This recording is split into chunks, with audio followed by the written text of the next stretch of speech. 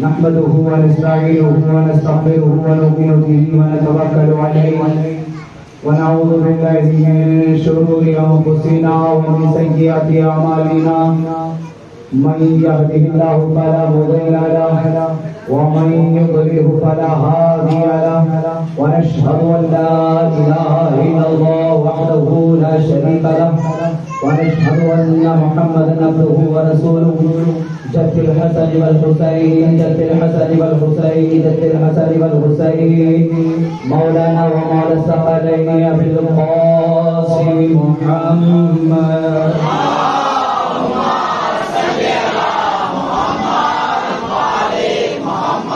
وعلى آله الطيبين الطاهرين الصالحين برحمتك يا أرحم الراحمين. أما بعد فأعوذ بالله السميع العليم من الشيطان اللعين الرجيم. بسم الله الرحمن الرحيم. يوم ندعو كل أناس بإمامهم. آمنت بالله صدق الله المولانا العظيم وبلغنا رسوله النبي المتين المعين الكريم ونحن على ذلك لمن الشاهدين والشاكرين والذاكرين والحمد لله رب العالمين. بارك النبي وعلى النبي بلند صلوات الله.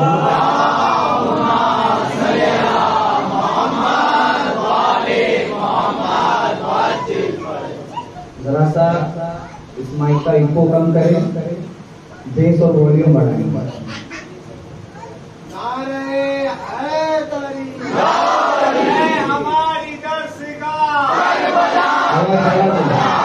بیس اور آواز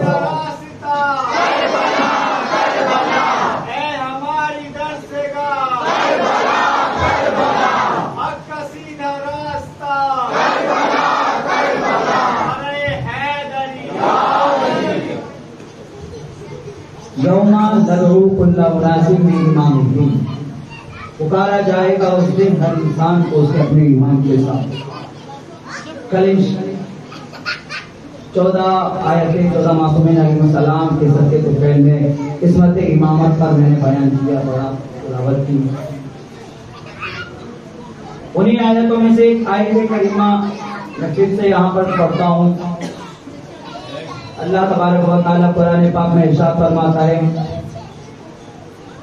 وَإِذِ ابْتَلَىٰ إِبْرَاهِيمَ رَبُّهُ بِكَلِمَاتٍ فَأَتَمَّهُنَّ قَالَ إِنِّي جَاعِلُكَ لِلنَّاسِ إِمَامًا قَالَ وَمِنْ ذُرِّيَّتِي قَالَ لَا يَنَالُ عَهْدِ الظَّالِمِينَ. اللہ تبارک و تعالیٰ ارشاد فرماتا ہے کہ اے میرے محبوب، توجہ چاہتا ہوں، یاد کرو. اللہ کیا کہتا اپنے محبوب سے؟ اے میرے رسول، اے میرے محمد، یاد کرو اس دن کو جب اللہ یہ کہہ رہا ہے کہ یاد کرو اس دن، تو معلوم چلا کہ رسول ابراہیم کے دور میں تھے. یہ بات تبھی کہی جاتی ہے کہ جب اس دور میں کوئی تھا تو ہمارے نبی موجود تھے. تو اللہ کہہ رہا ہے محبوب یاد کرو کہ جس دن ابراہیم کو ہم نے مختلف طریقوں سے چند کلمات سے آزمایا اور وہ آزمائش میں کامیاب ہوئے تو ہم نے ان کو امامت عطا کی. تو ابراہیم علیہ السلام نے، میرے خلیل نے مجھ سے کہا کہ مولا مجھے بھی امامت جو تو نے دی ہے کہ میری اولاد کو بھی دے گا. تو اللہ نے کہا ہاں میرے خلیل، تیری اولاد کو بھی امامت ملے گی، مگر انہیں امامت نہیں ملے گی، یہ عہدہ انہیں نہیں ملے گا جو ظالم ہوگا. اور عہد الظالمین کے اس جز پر اگر آپ غور کریں تو معلوم چلے گا کہ عہد الظالمین کہہ کر اللہ نے 14 معصومین کی عصمت کی گواہی دی ہے. اگر آپ غور کرتے ہیں عہد الظالمین کے عہدہ ظالموں کو نہیں ملتا تو گویا کہ پتہ چلا کہ ہم جس امام کو مانتے ہیں وہ معصوم ہے، ظالم نہیں.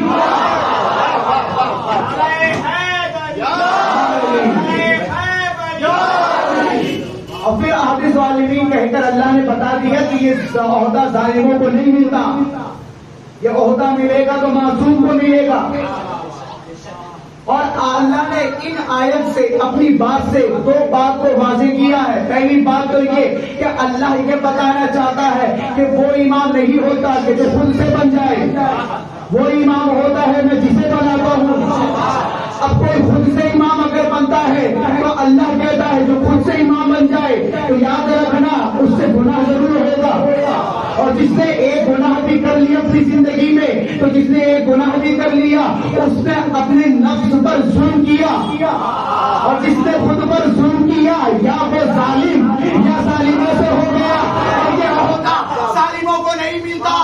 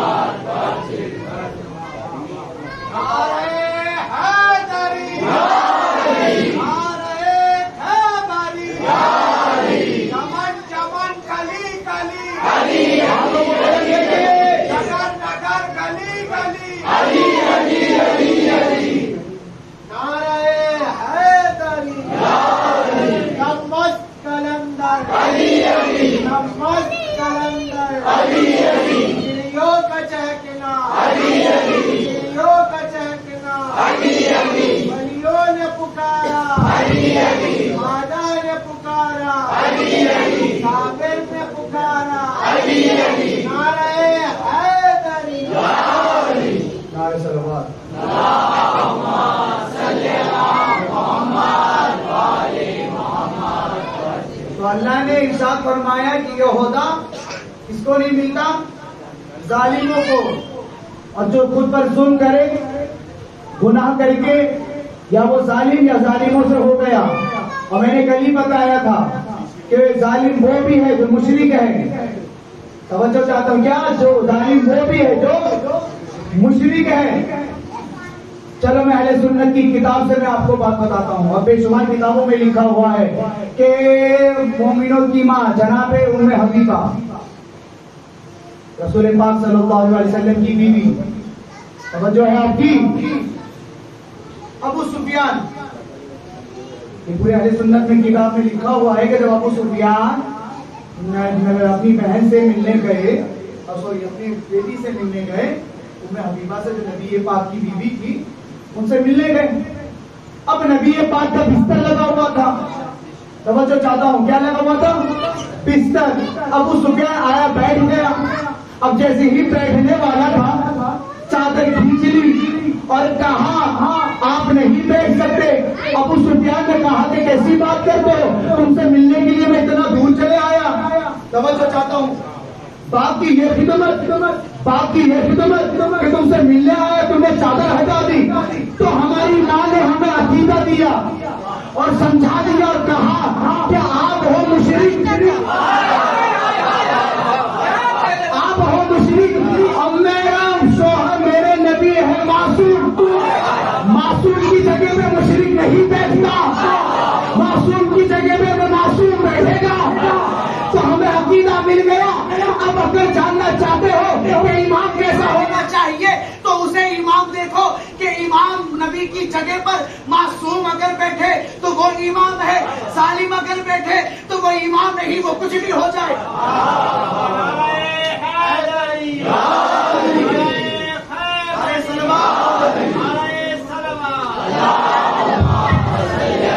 ان کو کم کر دے بھائی، ان کو کم کرے، والیوم اور بیس پر برابر رکھے۔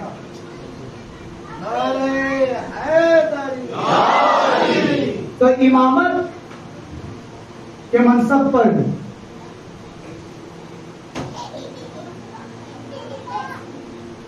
کوئی معصوم ہی بیٹھے گا، غیر معصوم نہیں۔ کیا بھائی جلیبی بیچنے والا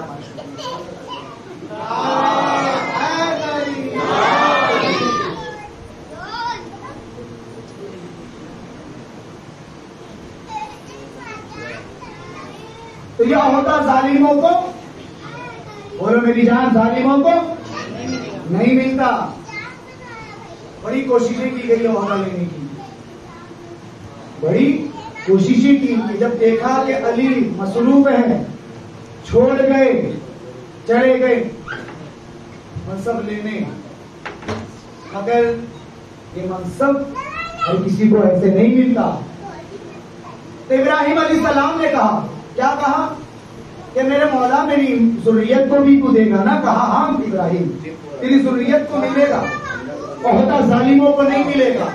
تو ایک عقیدہ اور ملا کہ یہ امامت کا عہدہ نبی کی ذریت میں ہی رہتا ہے۔ جو غیر نبی، جو نبی کی اولاد میں سے نہ ہو، اور وہ یہ کہے کہ میں امام ہوں یا کوئی اسے اپنا امام مان لے تو یہ عقیدہ قرآن کے خلاف ہے. قرآن عقیدہ دے رہا ہے کہ یہ امامت کا منصب نبوت ان میں ملے گی, نبی کے ذریت میں ملے گی. سمجھ میں آ رہی میری بات؟ میں عصمت امامت اب بتا رہا ہوں, میں انشاءاللہ دو دنوں اس پر بات کرنی ہے. تو یہ منصب بڑی آزمائش سے ملتا ہے, یہ خواہشوں سے نہیں ملتا. اس سے ملتا ہے قربانی سے. اللہ نے 3 طریقوں سے, کئی مختلف طریقوں سے ابراہیم علیہ السلام کو آزمائش میں ڈالا. انسان کو جان, مال اور اولاد, یہ تینوں عزیز ہیں. اللہ نے ابراہیم کو تینوں سے آزمایا. توجہ ہے آپ کی؟ ہے توجہ؟ اما کبھی کبھی میری تقریر سن کے کسی مجمع میں یہ حال ہو جاتا ہے کہ لوگ میری تقریر سن کے ان کے جب چہرے کو دیکھتا ہوں تو ایسا معلوم ہوتا ہے کہ سسرال میں جس طرح سے داماد منہ پھلا کے بیٹھ جاتا ہے. تو ایسا یہاں محسوس نہ ہو.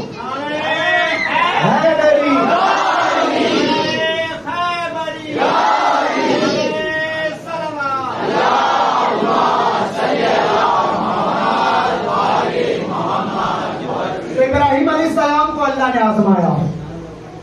ایک مرتبہ حضرت ابراہیم کی بے شمار ہزاروں بکریاں جو وہ چلا رہے تھے کہ وہاں پر ایک بندہ خدا انہیں دکھا جو ذکر الہی میں مشغول تھا.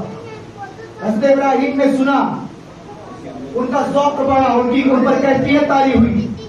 پہنچے اس بندے خدا کے پاس, کہا کہ بندے خدا تو خدا کا ذکر کر رہا ہے, تو ذکر الہی کر رہا ہے, تو خدا کی تسبیح پڑھ رہا ہے اور یہ ادا مجھے اچھی لگ رہی ہے. میں چاہتا ہوں کہ تو ایک مرتبہ اور تسبیح حمد بیان کر, تو ایک مرتبہ اور ذکر الہی کر.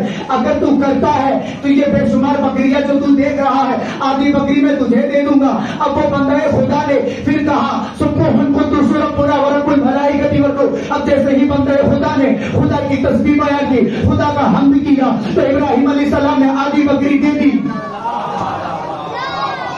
آدھی بکریاں دے دی. اور پھر ابراہیم علیہ السلام نے کہا کہ ابھی بھی میری پیاس نہیں بجھی, ابھی بھی میری پیاس نہیں بجھی, ابھی بھی میری پیاس نہیں بجھی. میں چاہتا ہوں کہ تو پھر سے پڑھ تاکہ یہ جو آدھی بکری بچ گئی ہے یہ ساری بکری میں تجھے دے دوں,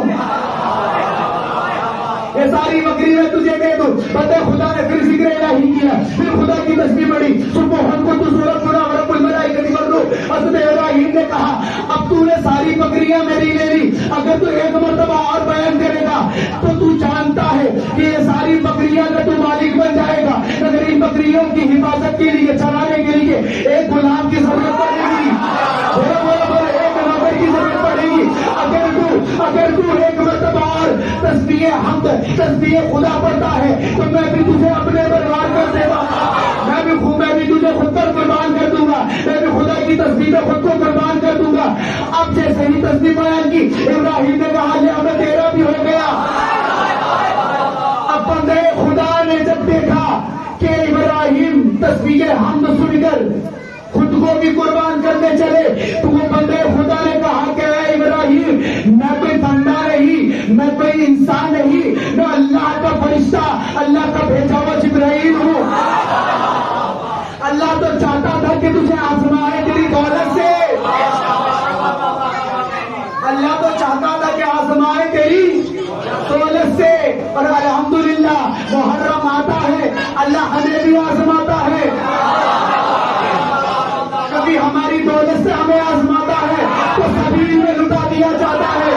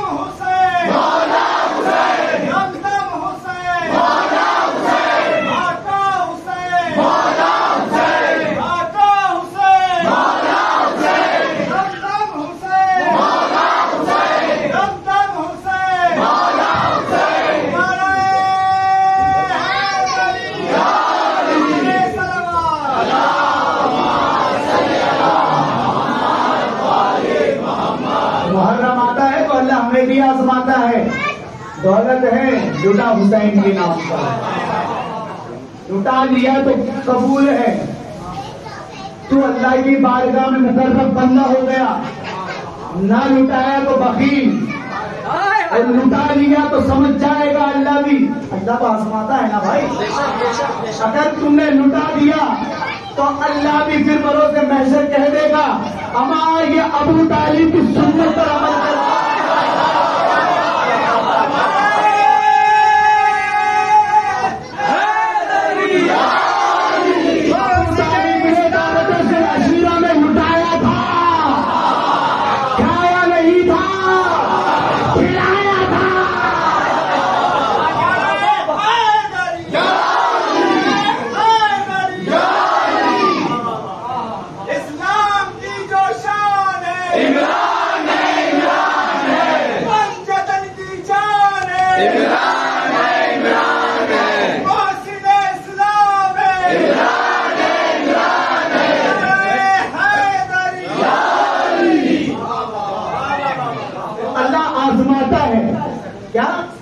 آزماتا ہے۔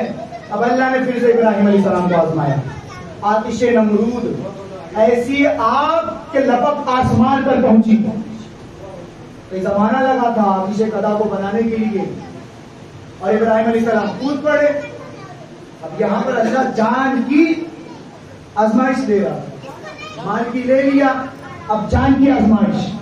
حضرت ابراہیم کود پڑے آگ میں، تو علامہ اقبال نے کہا کہ بے خطر کود پڑا آتش نمرود میں عشق کود پڑا۔ عقل ہے جو محو حیرت میں ہے، کیا عقل کہتی ہے کہ کودیں گے تو جان جائے گی، عشق کہتا ہے کود جاؤ، جس سے عشق کیا جائے گا وہ جانے گا۔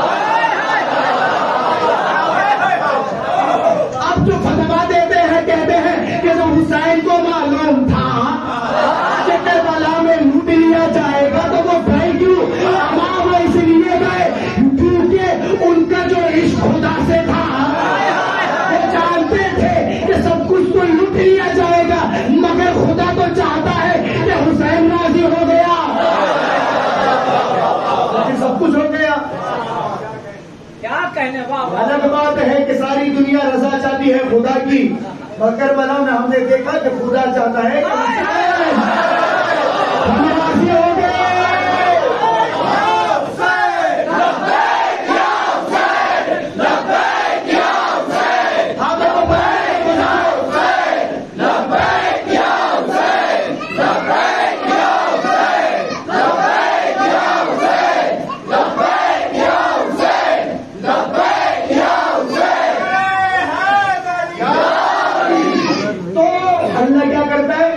آزماتا ہے۔ اب خواب ابراہیم، اب اللہ نے اولاد سے آزمایا، کس سے آزمایا؟ بولو میری جان، اولاد سے آزمایا نا۔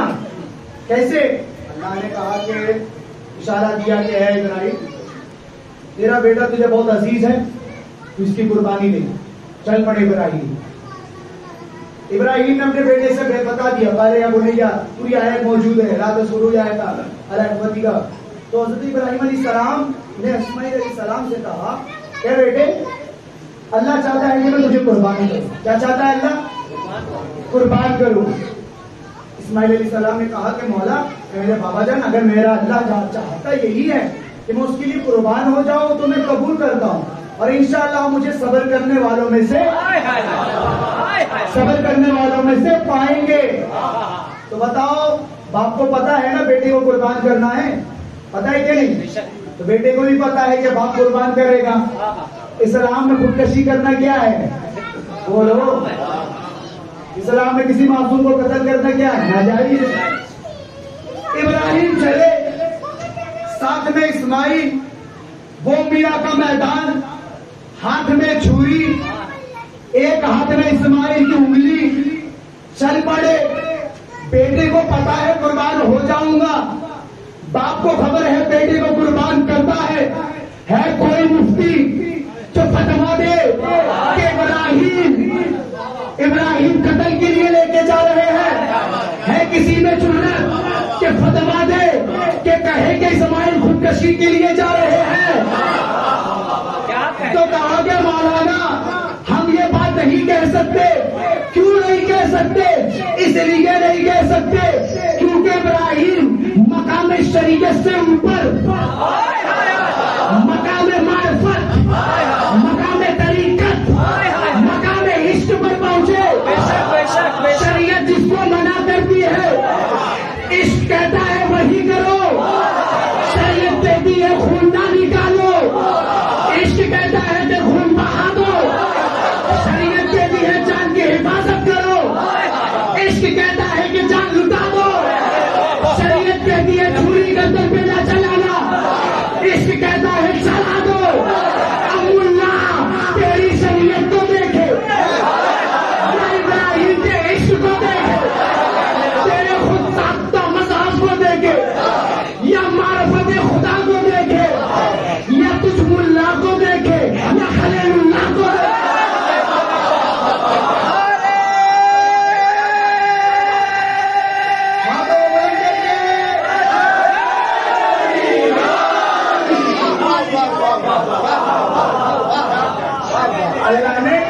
اللہ نے آزمایا نا تینوں سے، مختلف چیزوں سے.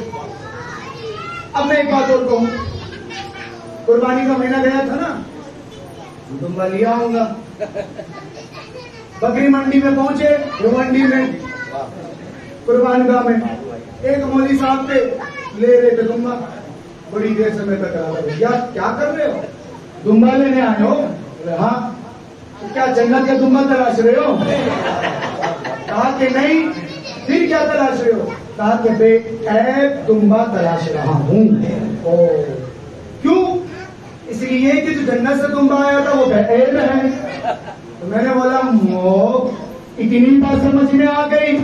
یہ بات کیوں نہیں سمجھ میں آتی کہ جب نبی معصوم تھا، جب نبی معصوم ہے تو ان کے جانے کے بعد ان کے منبر پر بھی معصوم آئے گا. نبی بے عیب تو ان کی جگہ بھی بے عیب ہے.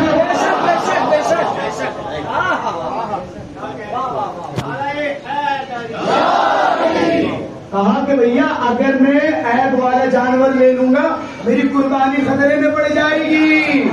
میں نے بھی کہہ دیا اگر عیب دار امام کو تسلیم کر لو گے دین خطرے میں پڑ جائے گا، دین خطرے میں پڑ جائے گا. سیدھے آپ سے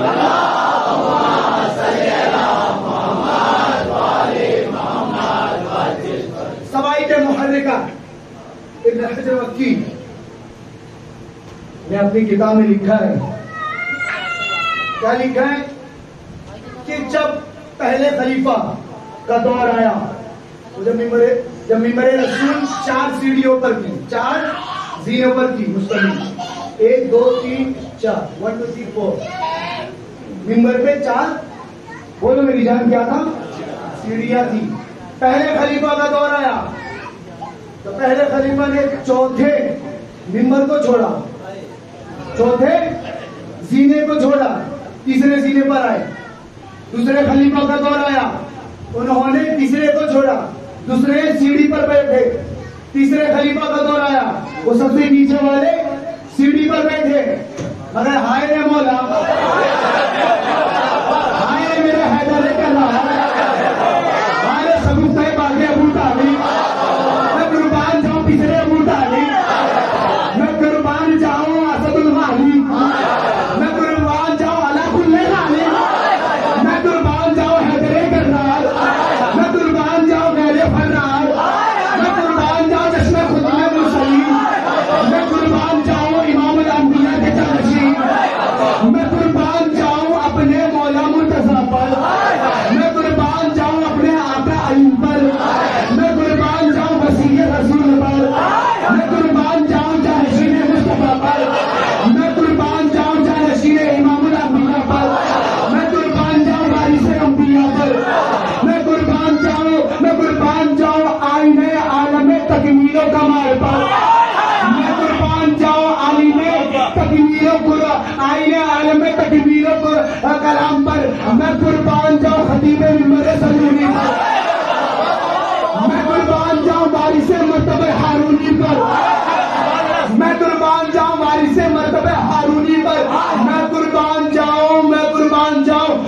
रहे तकदीस व जमाल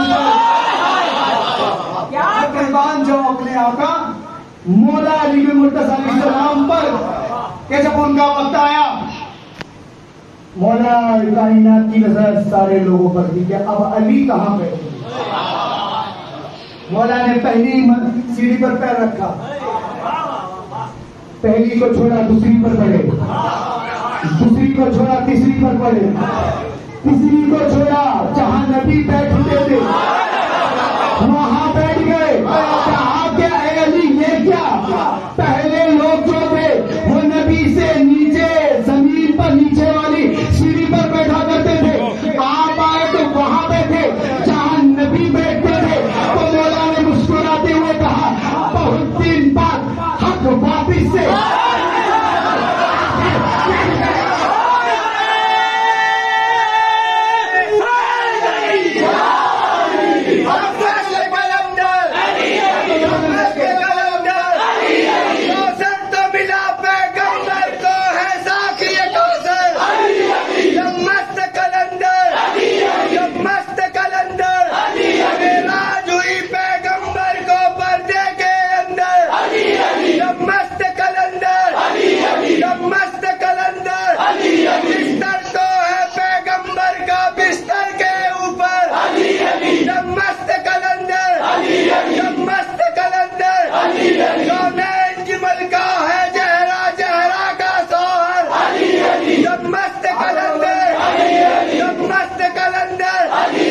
कब्र से बाहर जो कर ले तेरी कब्र के अंदर नारे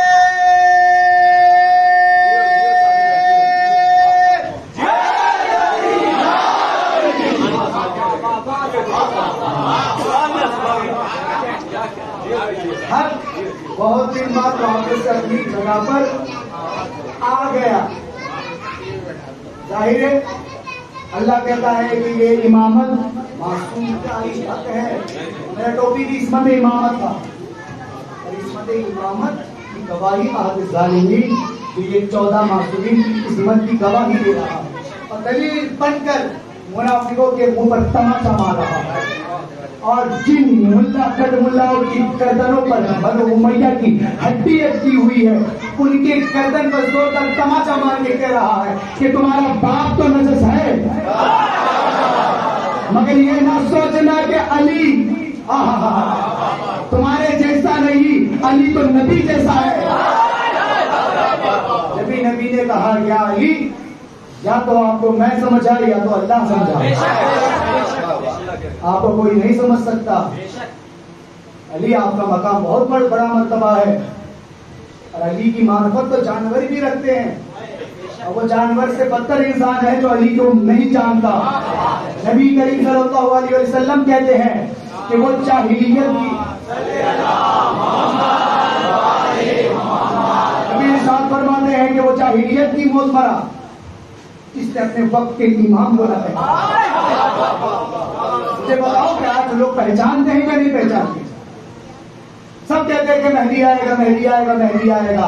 इमाम मेहदी आए या ना आए मुझे ये बता तू इमाम मानता है या नहीं?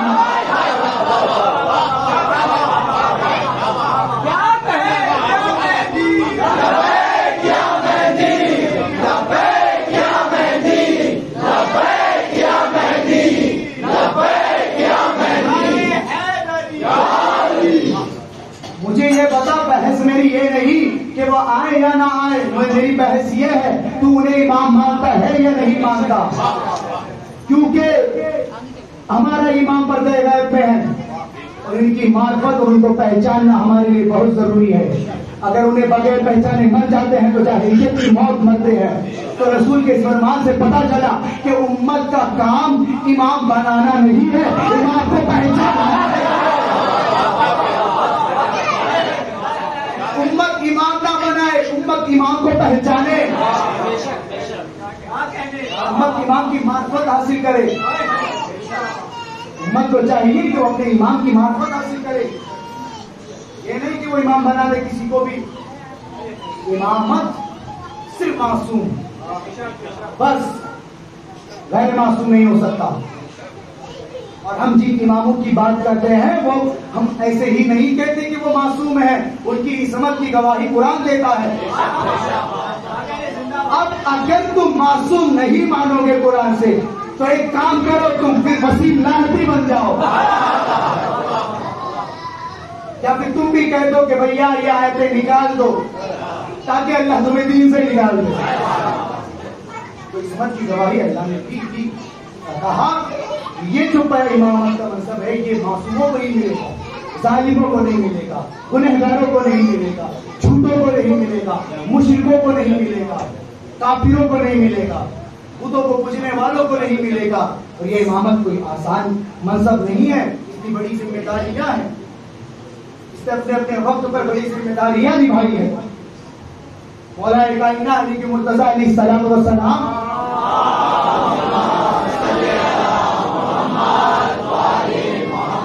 انہوں نے بھی اپنے دور میں امامت پر بڑے ایسے کام کیے کہ ایک عام ذہن رکھنے والا ہی کیوں نہ ہو، یا نبی کا کوئی صحابی ہی کیوں نہ ہو، وہ بھی پریشان تھا کہ علی کے پاس یہ جرات، یہ ہمت، یہ شجاعت، یہ علم آیا تو کہاں سے آیا؟ جس طرح سے نبوت کے اندر معجزے ہوتے ہیں، جس طرح سے نبوت کے اندر کمال ہوتے ہیں، جس طرح سے نبوت لازوال ہوتی ہے، جس طرح سے نبوت پاکیزہ ہوتی ہے، جس طرح سے نبوت معصوم ہوتے ہیں، اسی طرح امامت کے اندر بھی یہ کمال پہ ہوتے ہیں۔ نبی معصوم تو امامت معصوم ہو، نبی اگر معصوم تو امام بھی معصوم، نبی اگر معجزہ رکھنے والا امام بھی معجزہ رکھنے والا، نبی اگر لوگوں کی مدد کرنے والا تو امام بھی لوگوں کی مدد کرنے والا۔ اور وہ جو کام نبی نے اپنی زندگی میں کیا علی نے کر کر دکھایا۔ ہے کوئی امام تو لاؤ پھر ایسا، میرا چیلنج ہے۔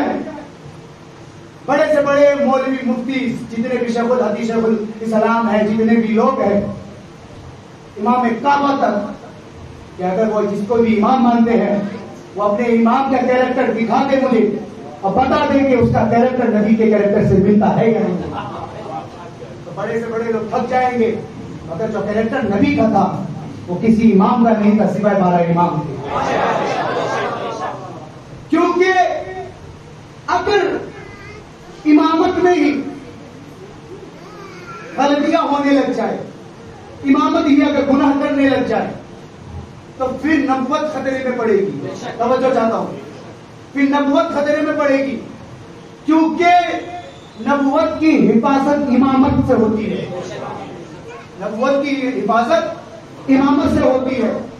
نبوت تبھی آپ کچھ لوگ کہتے ہیں نعرہ لگاتے ہیں لبیک یا رسول اللہ، اور کہتے ہیں کہ گستاخی رسول کی ایک سزا ترسل سے جدا، ترسل سے جدا ہے کہ نہیں؟ نعرہ بہت سنا آپ نے۔ یہ نعرہ اصل میں ختم نبوت کی حفاظت کے لیے نہیں ہے۔ اگر انہیں چاہیے کہ اگر یہ چاہتے ہیں کہ نبوت کی حفاظت کی جائے، ختم نبوت کی پہریداری کی جائے، ختم نبوت کے یہ محافظ بنے، ناموس رسالت کی پاس رکھے، تو سب سے پہلے چاہیے کہ ناموس رسالت اور شہر رسالت کا جو باب ہے، جو دروازہ ہے، اس کے دروازے کی حفاظت کے لیے کھڑے ہو جائے۔ اگر یہ امامت کی حفاظت کر لیے تو نبوت کی حفاظت ہو جائے گی، اگر نہ کر سکے تو نبوت کی حفاظت ان سے نہیں ہونے والی۔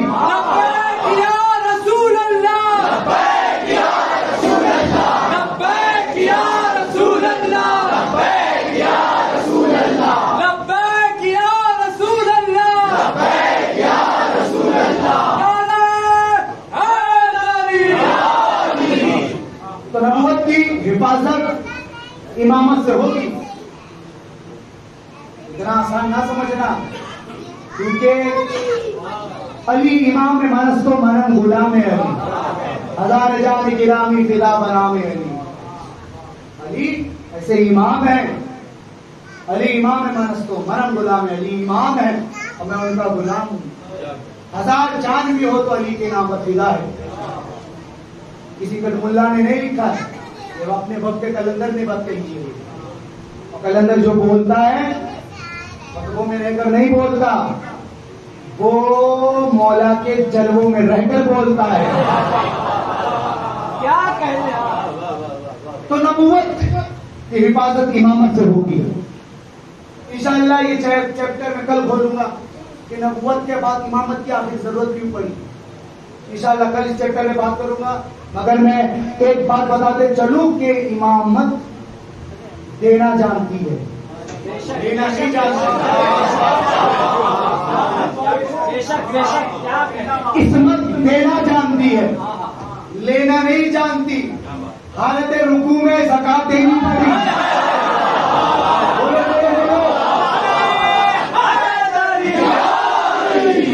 حالت رکوع میں زکات دینی پڑی, دینی ہے. جنت روٹی بھجوانی پڑی. تو بندہ وہ کہ جو رب سے مانگے, امامت وہ کہ جس سے خدا مانگے. میں اور کیا سمجھا سکتا ہوں کہ اس میں امامت کا مجھ جیسا کم در کا طالب علم کیا بتا رہے ہیں. علی شہنشاہ, علی شہنشاہ, علی شہنشاہ, نعرہ حیدری, نعرہ صلوات.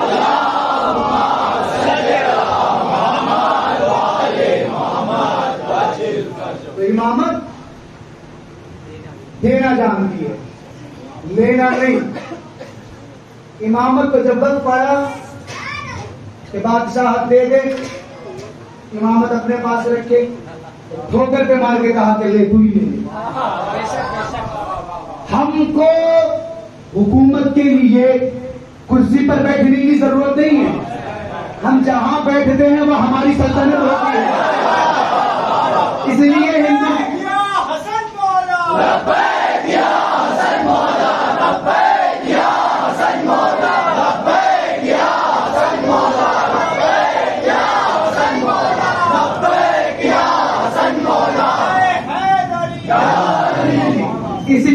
اس لیے غریب نواز, اسی لیے ہندوستان میں بے شمار وزیر بنے, بادشاہ بنے, کوئی کچھ بھی بنا, مگر جب بنتا تو سلامی خواجہ کو دیتا اور کہتا کہ ہم تو کچھ بھی ہو مگر بادشاہ آپ ہمارے ہو, ہم آپ کے غلام ہیں, آپ چاہو تو وزیر ہیں ہم, آپ چاہے تو ہم سیاح.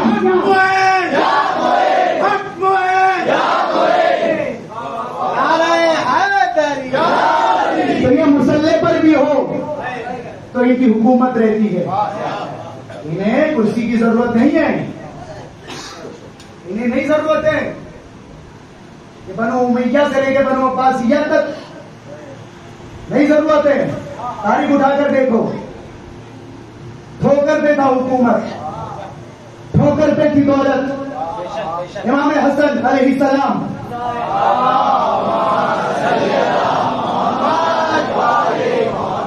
کو حکیم شام نے بلایا اور امام حسن جیسے ہی دربار میں پہنچنے والے تھے تو حکیم شام نے کہا کہ اے لوگوں ابھی حسن آئے گا. توجہ چاہتا ہوں, ابھی حسن آئے گا, تمہیں اٹھنا نہیں ہے. یہ جو پردہ لگا ہوا ہے اس پردے کو بھی ہٹانا نہیں ہے. ہاں میں اہل سنت کی کتابوں سے پڑھ رہا ہوں, کوئی یہ نہ سمجھے کہ میں شیعوں کی کتابوں سے پڑھ رہا ہوں. ہم سنی ہیں, ہم سے بڑا کوئی پی ڈی ایس نہیں. ہمارے رہبر معین الدین ہے, ہمارے رہبر صابر پاک ہے. ہم نے یہ عقیدہ مولویوں سے نہیں اپنے آقاؤں سے لیا. ہم وہ نہیں کر رہے جو ہم نے فتووں میں سنا, ہم وہ کر رہے ہیں جو ہم نے غریب نواز سے سنا, صابر پاک سے سنا. ہاں تو کوئی یہ نہ سمجھے کہ اس نمبر پہ آ کے کوئی شیعہ بیٹھا ہے, ہم سے بڑا کوئی سنی نہیں. یہ غلط فہمی میں نہ رہنا, اور جنہیں اسلام فہمی کی بھی غلط فہمی ہے وہ اس غلط فہمی سے نکلے.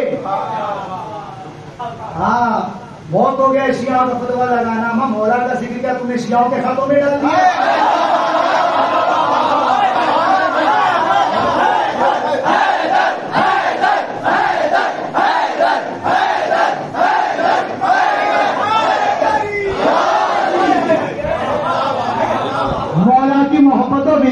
امامت اور عصمت یہ کسی فرقے کی جاگیر نہیں ہے، یہ ہماری شرافت ہے۔ تمہاری ماہیہ جیسی اور تم نہ پائے تو اس میں ہمارا کیا قصور؟ جملہ بدل کر کہہ دوں، اگر دن کے اجالے میں، سورج کے اجالے میں اگر چمٹا کر نہ دیکھ سکے تو اس میں سورج کا کیا قصور؟ اگر کوئی اہل بیت کو نہ جا سکے تو اس میں اہل بیت کا کیا قصور؟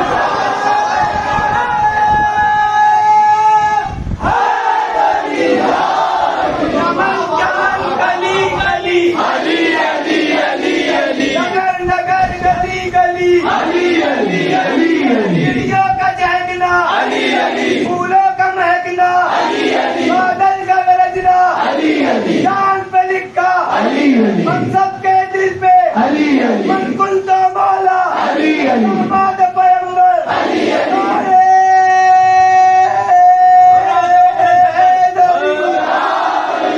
تو ہمیں کوئی شیعہ نہ سمجھنا۔ لوگ کہتے ہیں کہ بھیا اجمیر میں تو سارے شیعہ ہے، اجمیر نہ جانا۔ ہاں میری جان نہ جاؤ اجمیر، تم کہتے ہو شیعوں کا گڑھ ہے، پھر میں کہتا ہوں کہ تمہاری سنیت پہ تھوکتا ہوں کہ تم کو اپنے خواجہ پر اعتبار نہیں، کہ خواجہ نے سنیوں کو ہٹا دیا، شیعوں کو قریب رکھا، یا اپنی سنیت سے توبہ کر، یا خواجہ کو مان لے کہ خواجہ نہ شیعہ کو اپنے پاس رکھتے ہیں نہ سنی کو رکھتے ہیں، اسی کو رکھتے ہیں کہ جس کی ماں ایک ہو، باپ ایک ہو، دل میں محبت اہل بیت ہو۔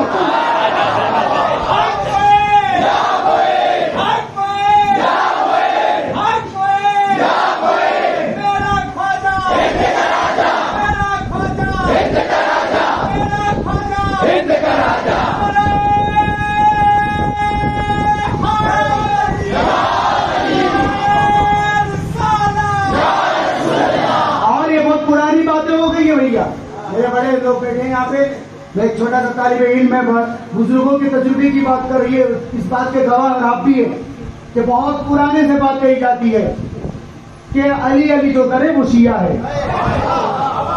یہ کوئی نئی بات نہیں ہے۔ اگر آپ کو بھی ملا ہے علی کی محبت میں شیعہ کھا جائے نا تو ٹینشن نہ لینا۔ مولانا بھائی سیدھے سے پہلی بات تو یہ ہے، کہ بہلول کو بھی شیعہ کہا گیا، کیا کہنے، حضرت نسائی کو بھی شیعہ کہا گیا، کیا کہنے، ہاں سلمان فارسی کو بھی شیعہ کہا گیا۔ تو بات کرتا ہے شیعت کی تو سن، حضرت ابو بکر، کیا کہنے بھائی، ان کے بیٹے محمد، زندہ باد، کیا کہنے، پیدا تو ابو بکر نے کیا، پالا تھا علی نے، زمانے نے کہا علی کا شیعہ ہے، تو جب شیعت کا فتویٰ ابو بکر کے بیٹے پر لگ گیا، تو صحابی کے بیٹے پر، ابو بکر کے بیٹے پر شیعت کا فتویٰ لگا، تو ہم پر اگر تم نے لگا دیا تو کون سا قرار کر دیا۔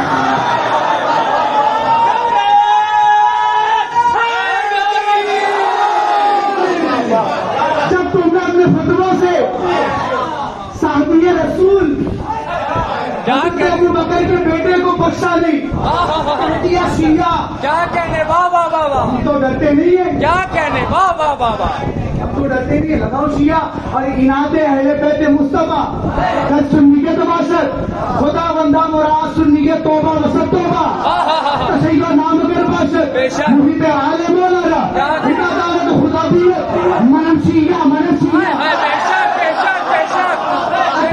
اگر محبت، اگر عداوت اہل بیت کا نام سنیت ہے، ایسی سنیت سے توبہ توبہ، اور اگر محبت اہل بیت کا نام شیعت ہے تو گوا لینا، مجھ سے بڑا کوئی شیعہ نہیں۔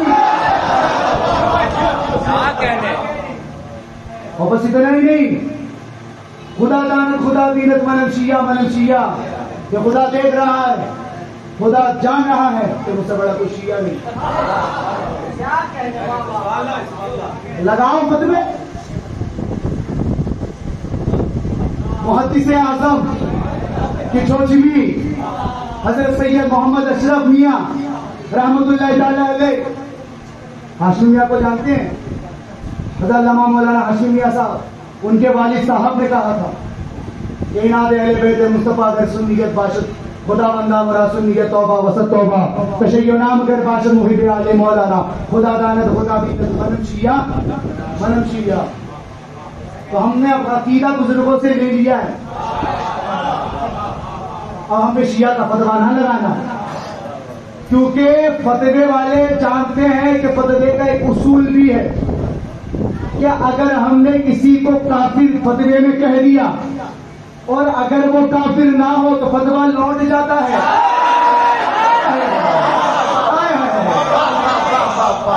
فتوے کا اصول ہے، اگر فتوے والے نے کسی کو شیعہ کہا اور شیعہ نہ ہو فتویٰ لوٹ جائے گا اس کی طرف کے جس نے فتویٰ دیا. اب تم ہمیں رافضی کہو، شیعہ کہو، گمراہ کہو، صلح کلی کہو، سوچ لینا، کیونکہ حال دلوں کا اللہ جانتا ہے، ملا نہیں جانتا. اگر وہ بات ہم میں نہ ہوئی تو فتوے کی زد میں آپ آ جائیں گے.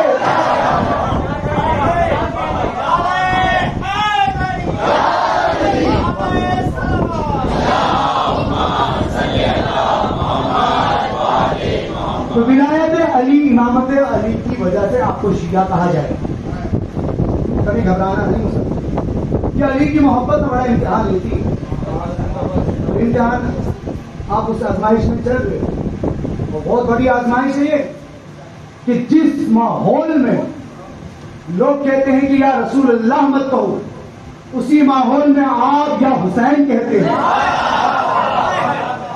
کہ یا حسین، ایسے ماحول میں کہنا بھی جہاد ہے. جس ماحول میں لوگ کہتے ہیں کہ نبی مر گئے معاذ اللہ، اسی ماحول میں تم ڈنکے کی چوٹ پر بتاؤ کہ حسین زندہ ہے، تو یہ جہاد ہے. کہ جس ماحول میں لوگ کہتے ہیں کہ یزید رضی اللہ، اس ماحول میں یزید کے ننگے خاندان کو ننگا کرو، تو یہ جہاد ہے. تو آپ اور ہم بہت بڑا کام بھی کر رہے ہیں. بس سیدہ فاطمہ الزہرا سلام اللہ علیہا، یہ مرضی تھی کہ انہوں نے ہمیں چن لیا.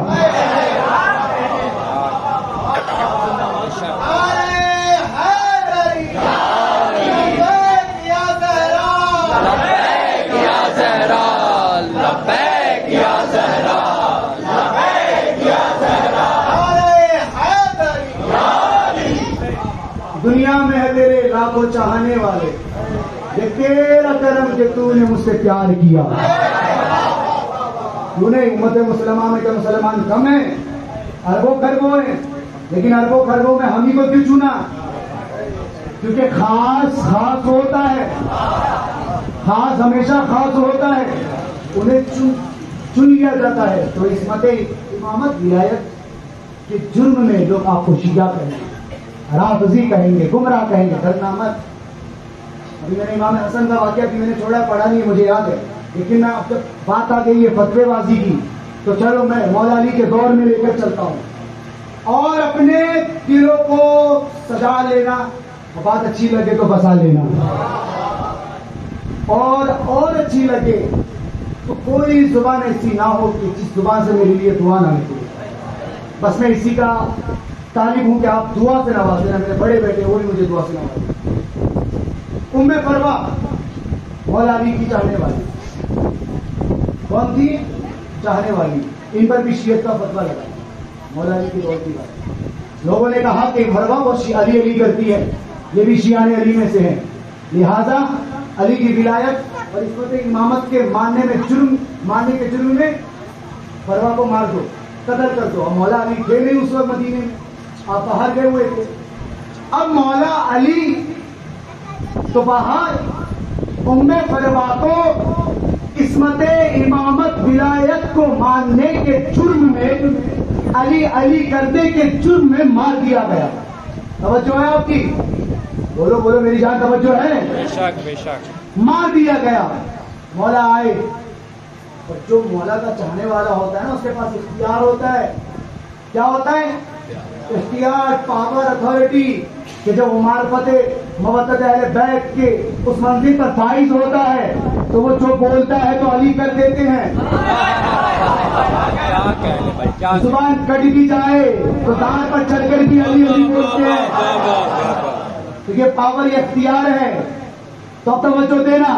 مولا علی آئے, لوگوں نے کہا یا علی, آپ سے جو محبت کرتی تھی, آپ سے جو عشق کرتی تھی, آپ کی ولایت کا جو اقرار کرتی تھی, اس ام فروا کو لوگوں نے مار دیا. کیوں؟ اس لیے کہ وہ آپ کی ولایت کو مانتی تھی. آپ کی ولایت کو ماننے کے جرم میں اس عورت کو مار دیا گیا. مولا نے کہا کسی قبر کے پاس چلو. مولا اس کی قبر کے پاس جاتے ہیں. توجہ چاہتا ہوں. مولا قبر کے پاس جاتے ہیں, لات مارتے ہیں, ڈھونڈ مارتے ہیں. ام فرما لباس سمیت باہر. مولا کہتے ہیں فرما یہ کیا حال ہے؟ کہا مولا آپ کی محبت کے جرم میں ماری گئی. کہا کہ جب تم کو مارا جا رہا تھا پاور کیوں نہیں دکھائی, اختیار کیوں نہیں دکھایا؟ ام فرما نے کہا مولا میں دکھا تو دیتی مگر مجھے معلوم تھا کہ تو آئے گا. مجھے معلوم تھا تو قبر پہ لات مارے گا. مجھے معلوم تھا جب تو مارے گا قبر پہ لات تو میں کھڑی ہو جاؤں گی تاکہ زمانے کو دکھا سکوں کہ تیرا امام کون ہے, میرا امام.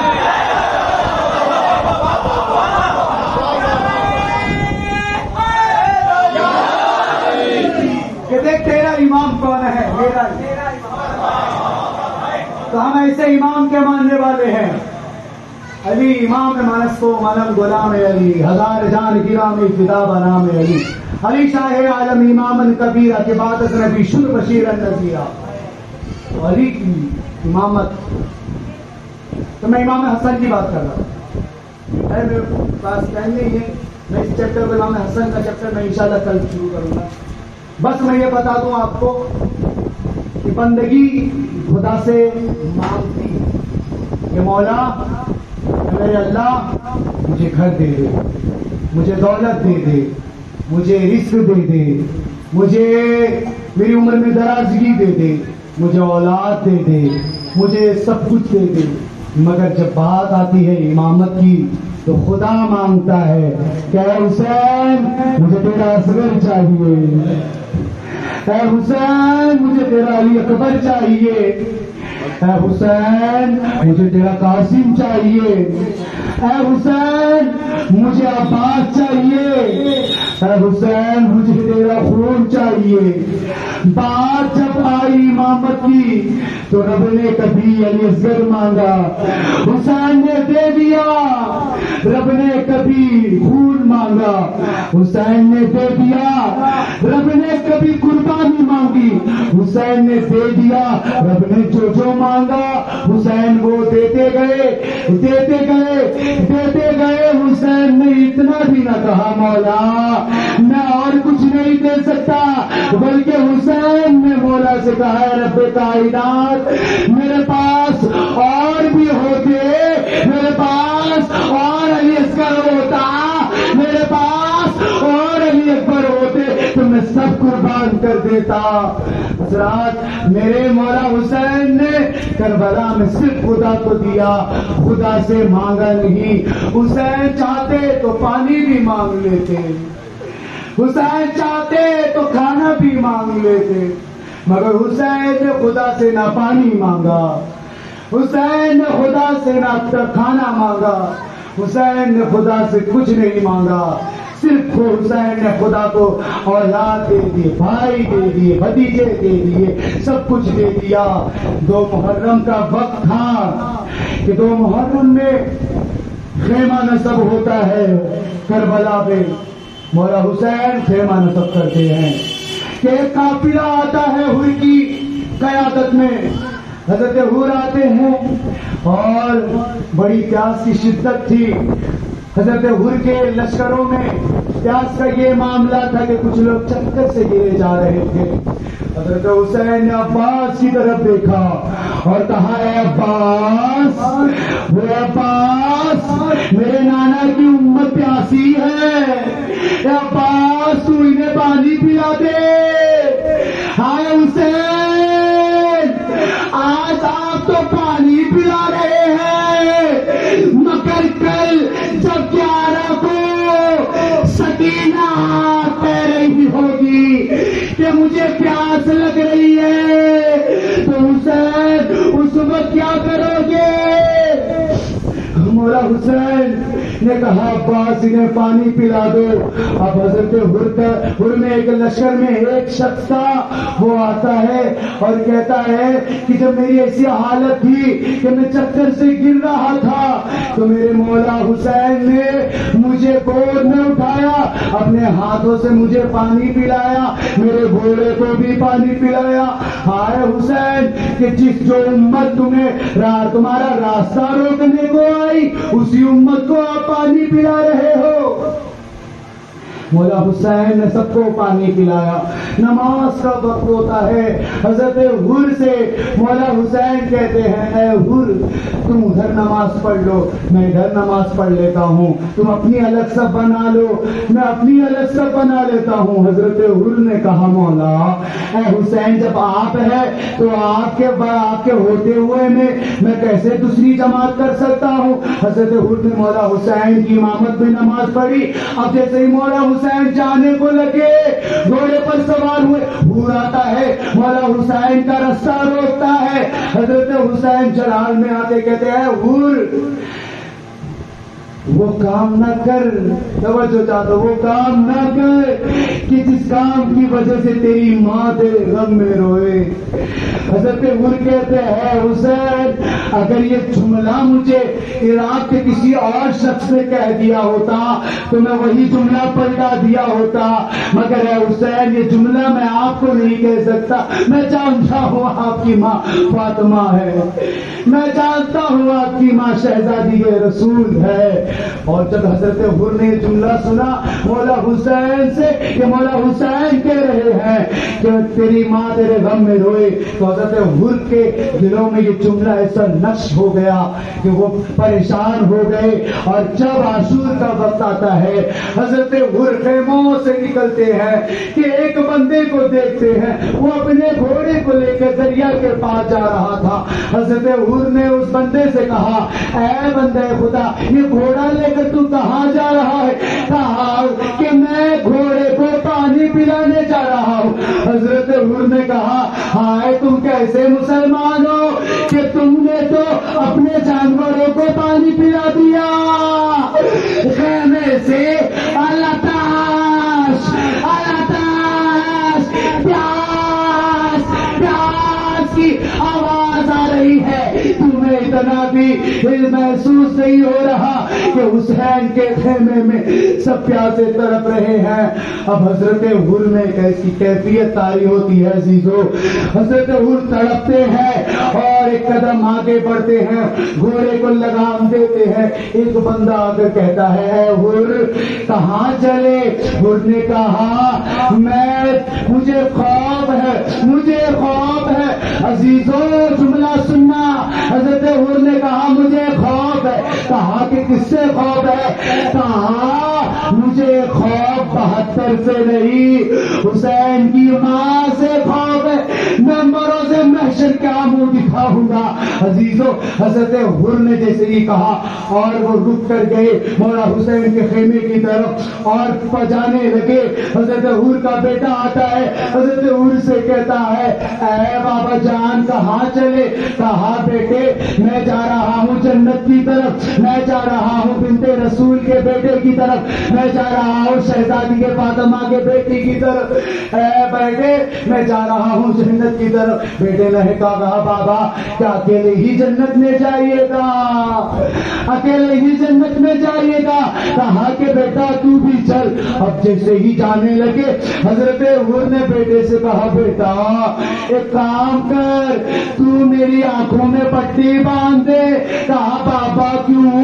کہا اس لیے کہ ان آنکھوں نے حضرت مولا حسین سے نگاہیں ملائی تھی. مولا حسین سے آنکھیں ملائی تھی. حضرت حر نے کہا بیٹا ایک کام اور کر میرے ہاتھوں کو باندھ دینا, میرے ہاتھوں کو باندھ دینا. کہا بابا یہ کیوں؟ کہا انہی ہاتھوں نے حسین کے گھوڑے کی لگام پکڑ کر ان کا راستہ روکا تھا. اب حسین حضرت حر جانے لگے. اب مولا کے قدموں پر آ کے گرتے ہیں, کہتے ہیں مولا کیا میری توبہ قبول ہے؟ مولا حسین مسکراتے کہتے ہیں حر تیری توبہ قبول ہے. مولا حسین نے حضرت حر کی توبہ قبول کی. مگر حضرت حر عزیزوں سننا, غم حسین میں ڈھل کر سننا, رونا نہ آئے تو نظریں جھکا کر سن لینا. حضرت حر نے مولا حسین سے کہا مولا آپ نے تو معاف کر دیا ہے, میں چاہتا ہوں کہ آپ کی بہنوں سے بھی میں معافی مانگ لوں, کیونکہ جب میں آپ سے اونچی آواز میں بات کر رہا تھا تو آپ نے مجھ سے کہا اے حر مجھ سے اونچی آواز میں کلام نہ کرنا, کیونکہ بازو میں خیمہ ہے, وہاں میری بہنیں ہیں. غیرت مند بھائی کو برداشت نہیں کہ اس کے بہنوں کے سامنے اونچی آواز میں کلام کیا جائے.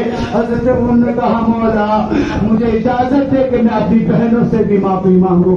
حضرت عباس کو مولا نے بلایا, کہا کہ عباس اور بیویوں کے خیمے کے باہر جا کر حر کو کھڑا کر دینا. حضرت حر پہنچتے ہیں اور آواز دیتے ہیں اے عصمت تطہیر کی بیویوں, میں حر ہوں جس سے حسین کا روز رستہ روکا تھا. اور جیسے یہ جملہ کہنا تھا خیمے سے تمام بیویوں کی گریہ کی آواز بلند ہونے لگی, بیویاں رونے لگی. حضرت حر زمین پر گرتے ہیں, پگڑی اتارتے ہیں, پیشانی پر ہاتھ مارتے, کہتے ہیں کہ ہائے حر لعنت ہو تو نے بیویوں کو پھر رلا دیا. یہ جملہ کہنا تھا. زینب حضرت زینب کی آواز آتی ہے اے حر میں نے تجھے معاف کر دیا, میرے بابا علی نے تجھے معاف کر دیا, میری ماں فاطمہ نے تجھے معاف کر دیا, اے حر میرے نانا نے تجھے معاف کر دیا. اب حضرت حر جیسے ہی پلٹتے ہیں مولا حسین کے قدموں پر آتے ہیں. عزیزوں میرے پاس وہ جملے نہیں, میرے پاس وہ الفاظ نہیں کہ میں مسائل اہل بیت بیان کر سکوں, مجھ جیسا حقیق کیا بیان کر سکے. مگر سنتے چلے عزیزوں, آخری جملہ پھر ختم کیا میں نے.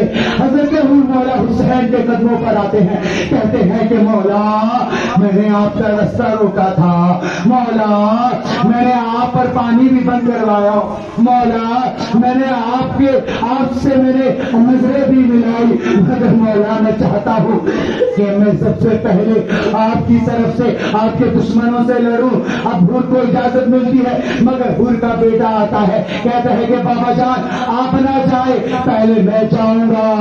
اب وہ میدان میں کود پڑتا ہے. حضرت حر کا بیٹا لڑتا ہے, گھوڑے سے گرتا ہے, آواز لگاتا ہے بابا بابا. حضرت حر سنتے ہیں, لگام گھوڑے کو دیتے ہیں, پہنچتے ہیں بیٹے کا پاس. مگر جیسے ہی پہنچنا تھا تو کیا دیکھتے ہیں کہ ان کے پہنچنے سے پہلے مولا حسین پہنچے ہوئے ہیں. مولا حسین پہنچے ہوئے ہیں. حضرت حر نے کہا مولا یہ زحمت آپ نے کیوں کی؟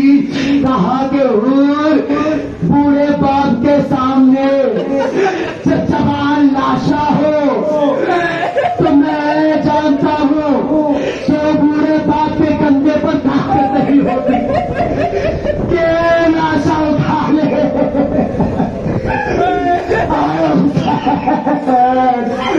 کیا اصول علی اکبر کا لاشا رکھا ہوا ہے، مگر کوئی دوسرا نہیں جو کہہ سکے مولا مولا میں ہوں، آپ نہ اٹھائے الذین ظلموا